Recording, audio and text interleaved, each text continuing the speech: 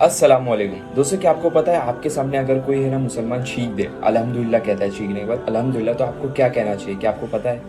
नहीं पता है ना? तो देखो, जिन लोगों को नहीं पता ध्यान से सुन लो और ये वीडियो सेव कर लेना। या रहमुक अल्लाह, इसका मतलब है या अल्लाह, अल्लाह पर अल्लाह की रहमत होगी। सोचो, मतलब इतनी सी बात के लिए अल्लाह ताला बोलते हैं कि आपस में इतने क्लोज हो रहो। सोचो, अल्लाह ताला हमें हमें पीस, इस्लाम है ना पीस का रिलीजन है, एक दूसरे के साथ भाईचारा, इतने क्लोज रहते हैं हम लोग। जब वो छींकता है तो भी हमें बोलते हैं उसको अल्लाह की तुम पर रहमत हो। सोचो, तो ये छोटी छोटी बातें ना याद रखा करो। इस्लाम की ये सब है ना, सब भुला बैठे ये सब चीज़।